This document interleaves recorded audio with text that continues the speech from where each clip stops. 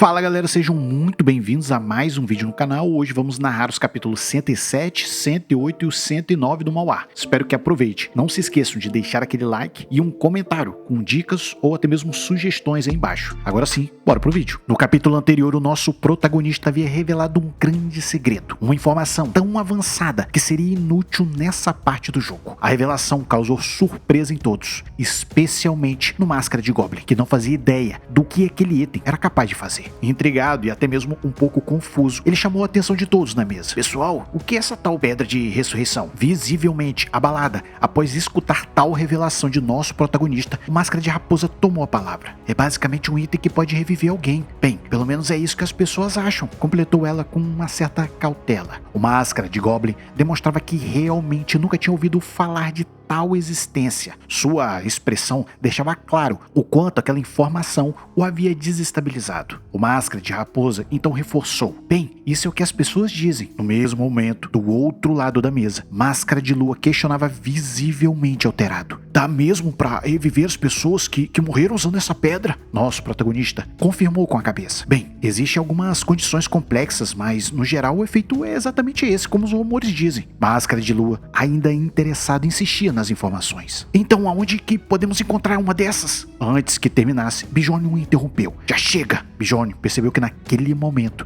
havia falado demais. Máscara de Lua insistia, totalmente frustrado. Então, por favor, pelo menos me diga qual informação o senhor quer. Eu realmente preciso desse item. A frase pegou Bjorn de surpresa. O que ele deveria falar? Ele deveria melhorar seu personagem. Então disse: eu não tenho certeza. Não sei o que realmente estou interessado. Todos ficaram sem entender. Na cabeça de nosso protagonista, aquilo era esquisito, mas sabia que tinha um efeito na sua resposta. E iria pressionar a todos, trazer alguma informação boa o suficiente, além, claro, de facilitar a sua resposta. O Máscara de Lua não conseguia sequer acreditar que tipo de informação ele precisaria trazer para satisfazer o protagonista. Com o silêncio na mesa, a reunião finalmente foi finalizada. Bjorn se levantou para sair. Novamente, o grupo o encarava em total silêncio. Eles esperavam alguma fala de Bjorn. Sem falar nada, Bjorn apenas se virou e começou a se retirar da sala. Mas, assim que estava próximo da porta, disse uma frase: estou ansioso para a nossa próxima reunião. Por dentro, ele agradecia pelas informações. Alguns minutos se passaram. A tensão deixada por sua saída ainda pairava no ar, até que o Máscara de Goblin, visivelmente aflito, quebrou o silêncio. Aquele cara, será que ele pode mesmo ser útil pra gente? O palhaço virou na hora, incomodado com tais palavras. O que isso significa, Goblin? O Goblin tentou se explicar. Bem, somente uma pessoa que faz parte da ordem saberia da profecia. Todos eles são, no mínimo, grandes sacerdotes ou até mesmo capitães. E como ele sabe disso, então? Mas antes que pudesse concluir, o Máscara de Palhaço o interrompeu bruscamente. Eu estava me perguntando o que você iria dizer. Por que é tão mente fechada? Realmente acredita que ele é só isso?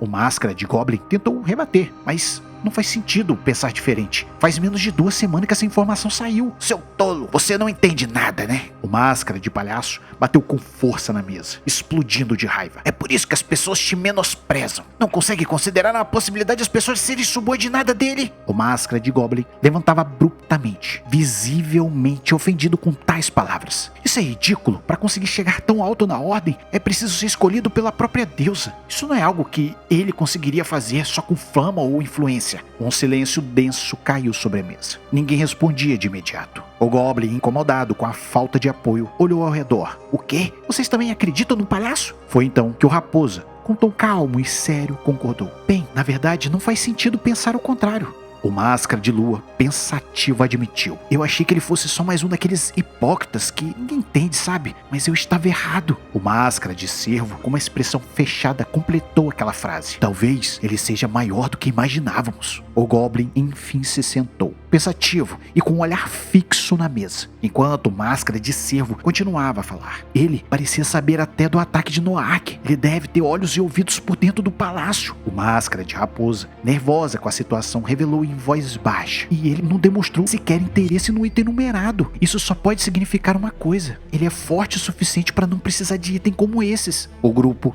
ficou em silêncio mais uma vez. Até o Máscara de Palhaço, agora com um tom mais sério, concluiu: só tenho certeza de uma coisa, ele já matou milhares de pessoas e nem sabe o que está interessado. Vi poucas vezes pessoas tão quebradas quanto ele. Foi então que o Máscara de Lua, inquieto, quebrou o silêncio da mesa. Talvez nós já saibamos quem ele é. O Máscara de Cervo e todos os outros, curiosos, perguntaram: mas como assim? Máscara de Lua se inclinou levemente sobre a mesa, pensativo, e continuou. Antes dele mencionar da pedra de ressurreição, ele olhou diretamente para mim, como se já soubesse que eu precisava dela. O Máscara de Goblin suava frio. Não conseguia entender para onde aquela conversa estava indo. Espera aí, pessoal, não é exagero? Talvez tenha sido só coincidência. Ele estava só olhando em volta, da esquerda para a direita, não? Máscara de Palhaço, com um sorriso malicioso em seu rosto, comentou: eu estava me perguntando do porquê ele iria falar justamente da pedra de ressurreição, mas isso explica muita coisa. O Máscara de Goblin, cada vez mais inseguro, se pegava pensando: esses caras são muito espertos. Será que eu sou o único que está ficando para trás aqui? O Máscara de Raposo, como se lembrasse de uma informação, comentou: espera, a máscara. Será que conseguimos alguma pista de quem ele é justamente por causa da máscara que ele estava usando? O Máscara de Cervo concordava. Se o que o palhaço disse fosse verdade, talvez... eu estou dizendo que o mestre me falou. Leão. Isso não me lembra aquelas histórias de leões que jogam seus filhotes do penhasco de propósito? O Máscara de Cervo interrompeu: são só rumores, cara. Mas tenho certeza que ele já passou por muita coisa horrível. O palhaço não conseguia se segurar. Ah, só consigo pensar no rei desempregado. Talvez isso significa que um dia ele vai ser rei. Ele definitivamente não parece alguém que serviria a outra pessoa. Disso eu tenho certeza. Todos murmuravam sobre a história de Leão. E olhando para a mesa, o Máscara de Goblin não conseguia acreditar em todas aquelas histórias que estava ouvindo. Será que talvez ele seja abençoado quando se trata de mulheres? Já em outro lugar, o grupo de nosso protagonista estava em uma reunião. A maga Raven falava diretamente para o grupo: você talvez aceite, mas nós não. O Senhor Urso concordava: não acho que seja certo a Iná receber o mesmo que a gente. Ela é a menos qualificada aqui entre nós. A Iná se levantava indignada. Isso é o que você pensa de mim, é? Eu confiei em você e pensei que fôssemos colegas. Mas antes que pudesse terminar, Misha se antecipou, cortando o clima. Por favor, Iná, fique quieta. Bijoune vai cuidar de tudo. A maga Rivington continuou: eu não me importo, sou uma maga, sabe? Minha presença permite que vocês armazenem essências em um tubo de ensaio para depois poder vender. Aprendi a distorção avançada também, então vamos conseguir subprodutos ainda mais fácil. Acho que isso vale muito, não? Então eu quero 30%. Isso é que os meus veteranos falaram que ganham. Bjorn a observava. Seus veteranos provavelmente se juntaram a um grupo de nível muito mais baixo do que eles. Você está querendo dizer o que então? Que eu não tô na mesma situação que eles? Raven era uma maga de 6º rank. Justo tratá-la como uma explorador de 5º, considerando o fato de que ele e Misha eram de 6º rank. Tecnicamente, Raven estava acima de todos. Mas então, com tom firme e imparcial, ele concluiu sua posição. Vamos ver assim que estivermos no labirinto. Garanto que, independentemente do rank, ninguém vai sair perdendo aqui, ok? Raven, com uma certa malícia no rosto, falou: mas convenhamos, a senhorita Misha e a senhorita Ainá não são tão valiosas assim, não é? Nosso protagonista permaneceu pensativo por um instante, então decidiu: vamos manter assim, 20% para todo mundo, mas você pode receber 40% a mais dos espólios especiais, aqueles que você conseguir por meio de magia. A maga Raven assentiu com a cabeça, aceitando a negociação. Então Bjorn ficou pensativo. Ela havia aceitado um acordo que todos os magos aceitavam. Então ele se virou para o próximo. Avima, você vai ficar com 25%. Vai pegar a parte da Misha, ok? O homem urso não gostou nem um pouco, mas logo cedeu. Só isso? Tá bom. Nem fomos na primeira expedição ainda, né? Bjorn poderia dar a ele 10%. Considerando que ele é o guia do grupo. Mas dadas as circunstâncias, nosso protagonista sabia que ele não insistiria. Com isso, a maior parte do problema havia sido resolvido. A distribuição ficou mais fácil, porque Bjorn sabia o histórico de cada um, por isso soube negociar. Mas antes que pudesse dar como terminada a reunião, a maga Raven voltava a falar. E quanto ao registro do grupo? Quando que você vai terminar isso? E os fundos mensais? E quando alguém não tiver a quantidade exata? E se não encontrarmos tesouros? Como vai ficar? Nosso protagonista apenas a encarava, sem saber por onde começar. No fundo, pensava que o grupo dos excluídos era muito mais fácil. E sem esconder o cansaço, murmurou: quanto mais gente vai precisar de discutir aqui, Raven.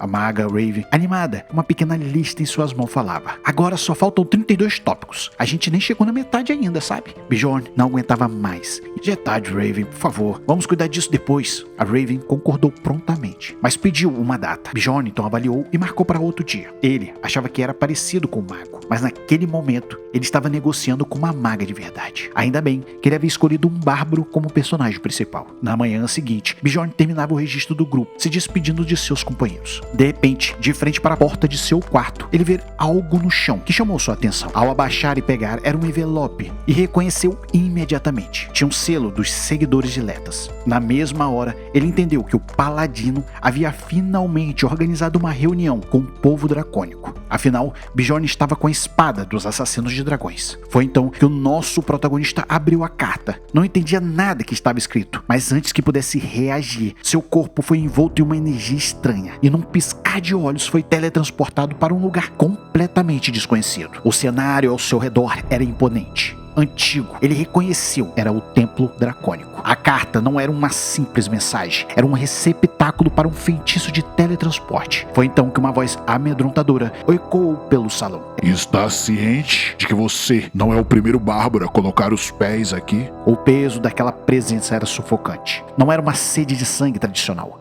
Era algo mais denso, mais primitivo. A sensação de estar diante de uma criatura que nunca poderia derrotar. A aura do dragão ativava algo terrível, o pavor, um medo instintivo, profundo, que tentava esmagar a vontade do bárbaro antes mesmo de começar a conversa. O dragão então decretou: se conseguir sair daqui, será o primeiro. Bjorn, em choque, entendia de imediato. O tal humano dracônico havia usado o pavor do dragão, não como um ato de ataque, mas como uma estratégia. Queria intimidá-lo. Sabia que, como um membro de uma espécie nobre e arrogante, jamais arrancaria a espada de assassino de dragões sem oferecer algo em troca. Mas, se intimidasse primeiro, facilitaria demais as negociações. Mas aquilo não funcionaria com Bjorn. Rosnando de raiva, Bjorn encarou o homem dracônico rangendo seus dentes. O homem dragão ficou surpreso por tal reação. Essa não é uma reação que eu já tinha visto antes. Bjorn não estava planejando fazer tal coisa antes de sua apresentação, mas talvez economizasse tempo. Bjorn puxou o ar com toda a força. Sentiu ainda mais peso e a pressão do ambiente. Pavor de dragão, ou o que quer que seja, era inútil. E gritou. O eco de sua voz percorreu os pilares antigos do templo. O humano dracônico o encarou em silêncio, ligeiramente surpreso com tal reação. O tempo parecia ter congelado. Por dentro, Bjorn se sentia estranho com a atitude que havia feito. Pensativo e meio envergonhado, ficava pensando: fala alguma coisa, cara, eu tô me sentindo um pouco esquisito aqui. Finalmente, o humano dracônico, com curiosidade genuína, perguntou: pra que foi isso, hein? E Bjorn respondeu seco, com um leve sorriso debochado em seu rosto: só senti vontade de gritar mesmo. Tem algum problema? O homem dracônico deu uma risada. Havia um sorriso misturado com uma certa arrogância no seu rosto. Não, nenhum problema. Desculpa por isso. Enquanto dissipava a imagem do dragão ao seu redor, continuava falando: eu era contra fazer esse tal tipo de coisa infantil, mas os anciões insistiram. Você sabe como é que é, né? Precisava intimidar você antes. Disseram que as negociações ficariam um pouco mais fáceis, ou algo do tipo. Nosso protagonista respirava fundo. Agora que aquele peso havia sumido, aproveitou para confirmar o que realmente importava. Primeiro, deixa eu tirar uma dúvida. Eu sou Bjorn,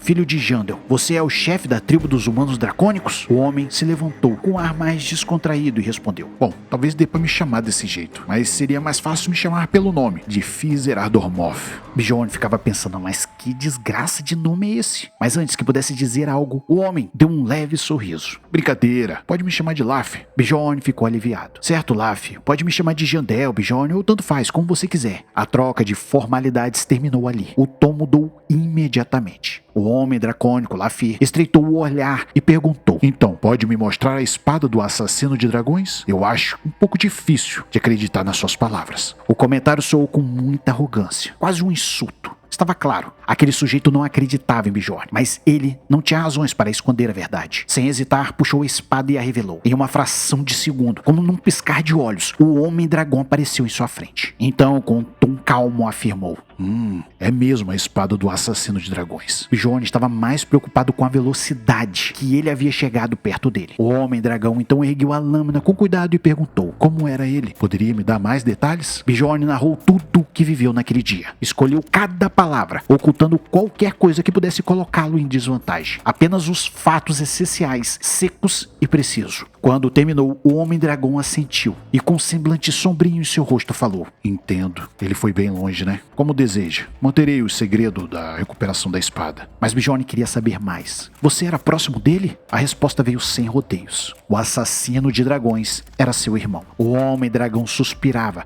como se um peso antigo ainda estivesse o pressionando seu peito. Por isso eu não consegui pará-lo naquele dia. O dragão ancião estava morto. A espada do dragão havia sumido. Era uma memória distante, mas que ainda era viva em sua mente. Quando voltou ao presente, o Homem-Dragão disse a Bjorn: Ainda não te disse isso, mas muito obrigado por devolver a espada dele, Bjorn, filho de Yandel. E continuou: Não importa o que deseje como recompensa, sempre vamos lembrar em você como nosso salvador. Bjorn o encarou surpreso com a sinceridade nas palavras e internamente sentiu um leve incômodo naquilo, já que ele estava ali realmente para receber a recompensa, né? Então veio a pergunta: Yandel, o que você quer em troca dessa espada? Nosso protagonista deixou aberto. Então o Homem-Dragão começou: O que acha de tesouros? Os olhos de Bjorn brilharam por um breve instante. Se ele estava oferecendo dinheiro, então o suficiente para ele sair dali cobrindo o corpo inteiro de armaduras extremamente avançadas. Mas logo balançou a cabeça, descartando a ideia. Ele não queria dinheiro. O anfitrião então manteve a postura e prosseguiu com a segunda opção. Com um sorriso no rosto falou: Ouvi dizer que você está fazendo um novo grupo. Podemos oferecer uma de nossa espécie para se juntar a você por 2 anos. O que diz? Aquilo fez Bjorn parar por um momento. Refletiu em silêncio, mas era uma oferta que só fazia sentido porque ele conhecia o valor da espécie. Era tentador, mas também recusou. Com um suspiro frustrado, o Homem Dracônico falou: Tem certeza? Olha que ela é bem bonita, sabia? Bjorn, impassível, completou: E daí, qual é o próximo? O Homem-Dragão então continuou: Certo, então aqui é minha última oferta. Vamos te dar uma armadura de Ark, que será forjada no próximo ano. Bjorn paralisou. Sabia que o peso daquele nome, Ark, um material raríssimo, sagrado, que só os homens dracônicos conseguiriam manipular. Criavam apenas um item por ano, através de um ritual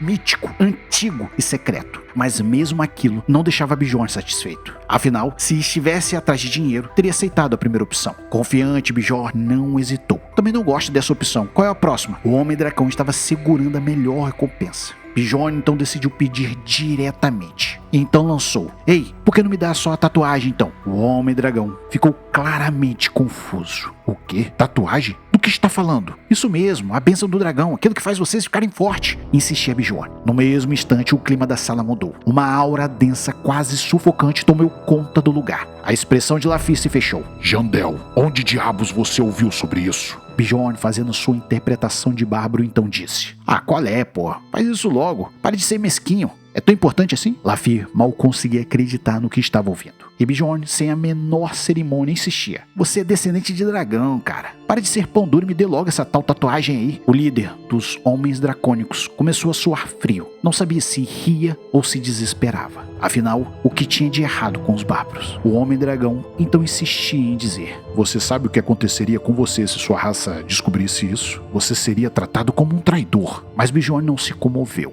e com deboche na voz recusou: Para, pô. Me chamou de salvador agora há pouco e está regulando justamente a única recompensa que eu quero? Pare de ser egoísta, cara. Ele fez uma breve pausa. Então, com um tom sério, continuou a falar. A deusa da luz disse que Rhaegon, o assassino de dragões, e eu ainda vamos nos encontrar, que há um poderoso destino que liga nós dois. O Homem-Dragão arregalou seus olhos, impressionado com tal informação. E se quisesse proteger seus amigos da próxima vez que ele aparecesse, precisaria ficar muito mais forte do que era agora. Com a frustração na voz argumentou: Você disse que não conseguia parar seu irmão. Eu vou pará-lo para você. Lafi permaneceu em silêncio. Havia uma inquietação em seu olhar, e Bjorn percebia aquilo. Negociações são vencidas por quem consegue se sujar quando necessário. O líder dos humanos dracônicos refletiu por um momento. Relutou, mas cedeu parcialmente. Irei confirmar com o templo se essa profecia é realmente verdadeira. E antes que pudesse responder ao homem, o ambiente ao redor de Bjorn se distorceu.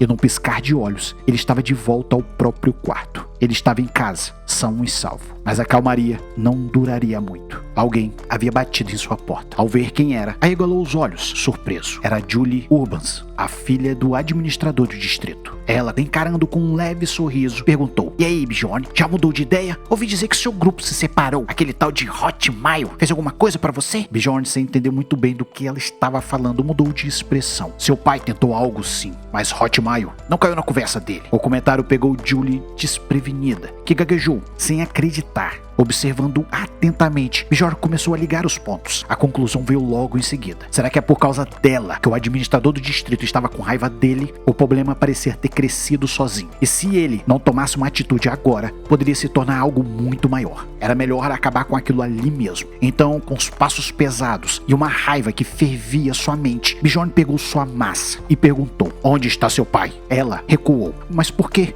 O que você quer falar com ele?" Mas Bjorn impacientemente respondeu: "Só quero conversar. Sai da minha frente então, se não vai me dizer." Julie, tentando manter a calma, questionou: "Mas se você quer só conversar com ele, por que precisa da sua arma então, Bjorn?" Nosso protagonista não entendia o porquê da pergunta. Afinal, quem não levaria uma arma para conversar com alguém? Minutos depois, o som de madeira estilhaçando ecoou pelos corredores. Era Bjorn arrombando a porta do escritório, deixando todos os guardas alarmados e prontos para reagir. Mas antes que a situação se escalasse ainda mais, o próprio Sr. Urbans levantou as mãos e ordenou que parasse. "Já chega, podem se retirar." "Mas senhor, esse homem arrombou a porta." "Não se preocupem, eu sei quem é." Os homens, contrariados, obedeceram. Bjorn se aproximou lentamente, sem dizer uma só palavra. Largou sua massa no chão e se sentou diante do homem. "Você é esperto. Acho que não é um administrador do distrito à toa." Mas Urbans não deu espaço e foi direto. "Muito bem, o que você quer? Aparece aqui segurando a mão da minha filha e ainda arromba a porta do meu escritório. Suponho que tenha um bom motivo para isso." A Julie tentou intervir, mas foi cortada rapidamente pelo seu pai. "Cale a boca, não estou falando com você." O ar da sala ficou tenso. Bjorn respirava fundo, mas ele não conseguia conter a sua fúria, então disse: "Resolvo os assuntos de família entre vocês, tá bom?" O Sr. Urbans, ainda atônito com a ousadia, tentava falar. "Quer dizer então que você está traindo a minha filha?" Bjorn franzia a testa, ofendido com tal insinuação. "Como assim, trair? Eu nunca trabalhei com ela." "Para começo de conversa, eu também não planejo trabalhar." Urbans estava desconfiado. "Então por que você veio aqui justamente com ela?" Bjorn cruzou os braços e impacientemente falou: "Ela vive aparecendo na minha casa para me atrapalhar. Achei que seria mais fácil dizer isso tudo na sua cara. Foi ela que me seguiu até aqui." Julie estava envergonhada e tentava se justificar. "Eu só queria impedir que ele não fizesse alguma coisa horrível." Urbans mais uma vez cortou sua filha, cedendo à irritação. "Tá certo, mas isso não justifica ser tão grosseiro. O que as pessoas vão pensar quando verem a porta arrebentada?" Bjorn não hesitou e com um sorriso em seu rosto retrucou: "Que você é um administrador muito acessível e que prioriza a comunicação de seus funcionários." As veias no pescoço de Urban soltaram, vermelho de raiva. "Eu poderia te jogar na cadeia agora mesmo." Bjorn nem se mexeu, apenas ergueu um olhar frio, desafiando: "Por que você não tenta? Tudo que você fez vai vir à tona em seguida." Urbans hesitou, percebendo que talvez não tivesse tanta vantagem quanto pensava. Soltava um riso desdenhoso e ironizava aquela fala de Bjorn. "Ah, é claro. Está confiando naquele batedor, é? Mesmo que ele testemunhasse, quem se importaria com o que ele dissesse?" Bjorn então se inclinou levemente para a frente e com um sorriso, carregando uma ameaça visível, falou: "Olhe bem, no momento em que essa história chegar no Santuário dos Bárbaros, você vai virar um administrador sem vergonha que tentou incriminar o herdeiro deles. E caramba, as eleições para o cargo de administrador não estão muito longe, ou estão? Pense bem nisso. Onde quer que você vá, os bárbaros estarão lá. Eu tenho certeza que os seus rivais vão adorar tudo isso." Urbans revidou o olhar, incrédulo. "O quê? Você é herdeiro? Caramba, onde estão seus informantes? Me tornei herdeiro faz alguns dias." E com um suspiro cansado, Urban cedeu. "O que você quer então, bárbaro?" Bjorn olhou para ele com desprezo. "Eu adoraria esmagar sua cabeça, pelo menos umas 3 vezes. Mas já tenho problemas o bastante com tal assassino de dragões para lidar agora." E sem aviso, liberou sua sede de sangue, fazendo o ar da sala ficar ainda mais pesado. "Olhe bem para mim, administrador. Não me importa se foi outro mal entendido ou se realmente me odeia. Mas se tentar algo pelas minhas costas de novo, não vai acabar com uma simples conversa." Então, Bjorn pegou sua massa ao sair e murmurou: "Estou indo embora. Estou com fome."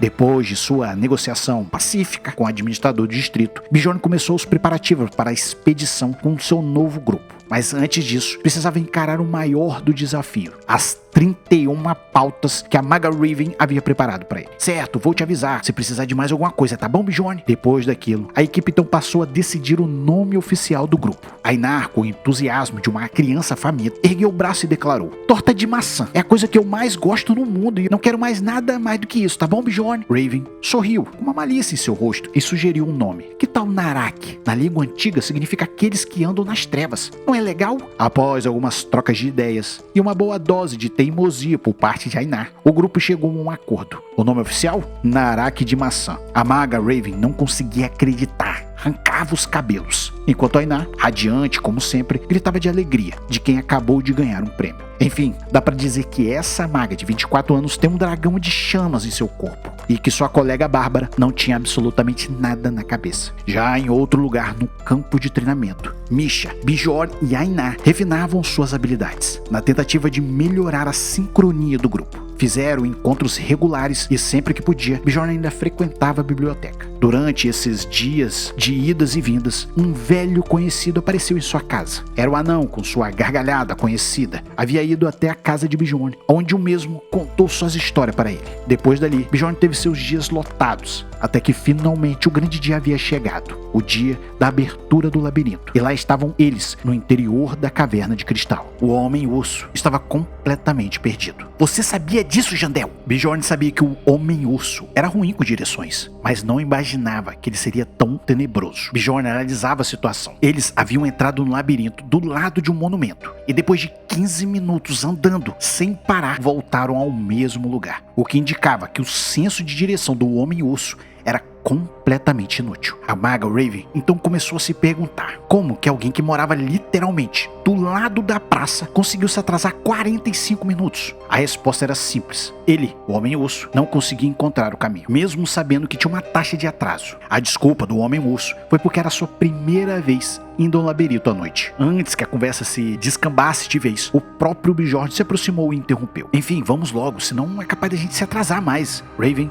concordando com a situação, murmurou baixinho: meu Deus. Bjorn, suando frio, pensava consigo mesmo. Era melhor provar que estava tudo bem antes que a maga começasse a xingar todo mundo. Enquanto, ao fundo, Misha e Ainar se perguntavam o que estava acontecendo. Bjorn tomava a direção e decidiu então liderar o grupo. E perguntou ao Homem-Urso qual era o caminho para o portal. O Homem-Urso, totalmente perdido, concordou com a situação. E então iniciaram novamente a sua jornada. Era a primeira vez de Bjorn liderando um grupo. Ele sabia que precisava ser cuidadoso. As únicas coisas que ele sabia era que precisaria buscar caminhos largos sempre que encontrasse uma bifurcação, nunca ir para áreas montanhosas e sempre na periferia dos labirintos escolher os caminhos mais escuros, ou seja, aqueles com menos cristais. Dicas valiosíssimas que havia aprendido com Hotmail em suas expedições anteriores. Seguindo essas orientações, o grupo avançou até a Floresta dos Goblins, no segundo andar. Assim que atravessaram um portal, Raven soltou um suspiro aliviado. 12 horas. Bem, até que não é nada mal, né? Bjorn assentia com a cabeça. A partir dali, este era um lugar mais fácil de navegar. Existiam 8 pedras de portais espalhados pela Floresta dos Goblins. Mas aqui tinha um truque. Assim que uma delas era ativada, se tornaria uma pedra comum. É por isso que quem chega tarde acaba dando voltas e mais voltas entre as periferias, tentando achar a pedra que ainda não tivesse sido usada. Isso é claro, se não tivesse um guia no grupo. E naquele momento, o Homem-Urso apontava. Bjorn sorria satisfeito, por isso que era bom ter um guia. Ele insistia para Raven. Raven, consegue aumentar o número de esferas de luz? Com um sorriso confiante, ela respondeu. Ah, consigo sim, até 3 é bem tranquilo. Minha mana se recupera bem rápido. Misha arregalava os olhos. Surpresa, até Abman ficava impressionado com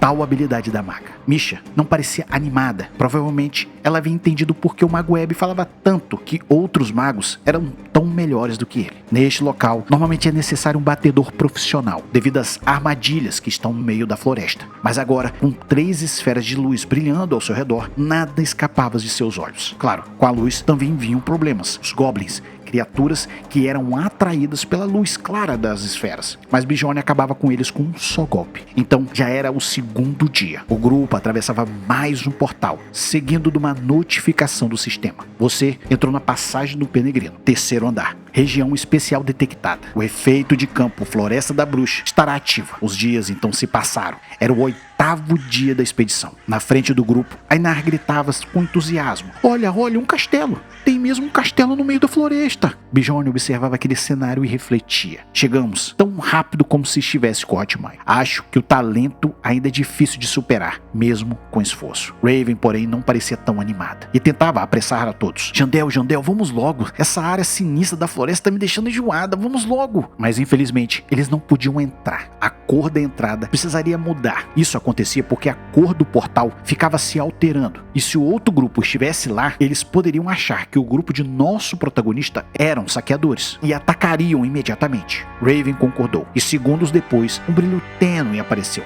A cor havia mudado. Bjorn deu passo à frente, atravessando o portal. Assim que atravessaram, o sistema emitiu uma nova notificação. Você entrou na Torre do Céu, 4º andar. A atmosfera mudou de repente. A arquitetura do lugar lembrava uma arena, mas o momento da contemplação não durou muito. Monstros grotescos surgiram diante do grupo. Atraídos pela presença deles, Misha os reconhece imediatamente. Eram meio trolls. Bjorn, animado com a oportunidade de sorrir. Este lugar também é conhecido como Torre de Treinamento. Então é perfeito para testarmos nossas habilidades em equipe. E sem hesitar, ele ativa 3 habilidades ao mesmo tempo: gigantificação, exploração selvagem e unidade. A energia ao redor de seu corpo vibrava violentamente e com um salto parte para cima dos inimigos, proferindo golpes devastadores. Em outras palavras, ele queria saber o quão forte ele realmente havia chegado. Atrás dele, o Homem-Urso usou sua habilidade, causando uma explosão gigantesca, enquanto preparava outra flecha em sua besta. Em resposta, a maga ergueu seu cajado, lançando uma magia de 6º rank, Barragem Flamejante, onde chamas intensas tomavam o campo de batalha, envolvendo os monstros que urravam de agonia devido ao calor sufocante. Bjorn observava o espetáculo, animado com tudo aquilo. É disso que eu tô falando.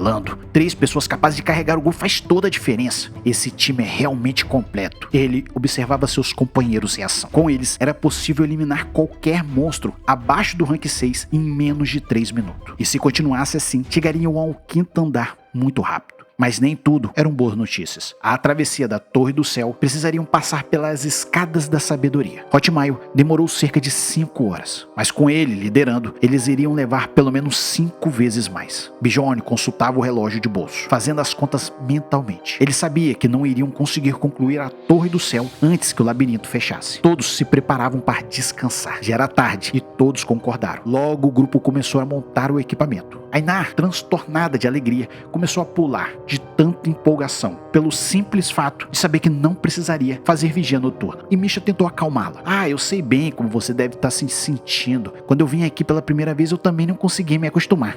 Mas antes que pudesse terminar sua frase, foi interrompido por um ronco. Ainar já estava dormindo ao seu lado. Bjorn observava a cena em silêncio, pensativo. Foi então que Misha percebeu seu olhar e ficou sem jeito.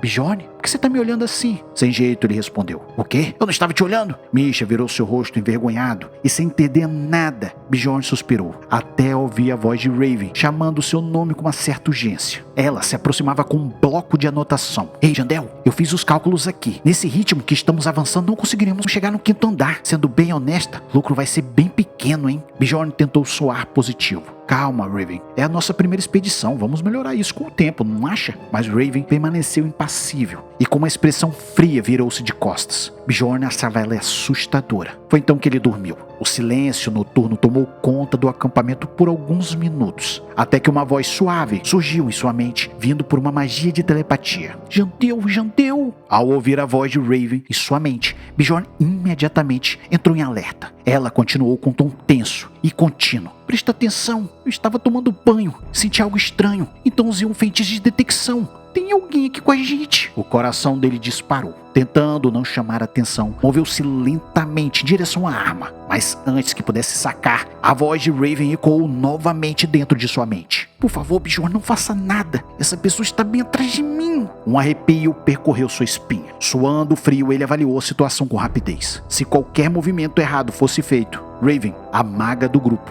poderia morrer num instante.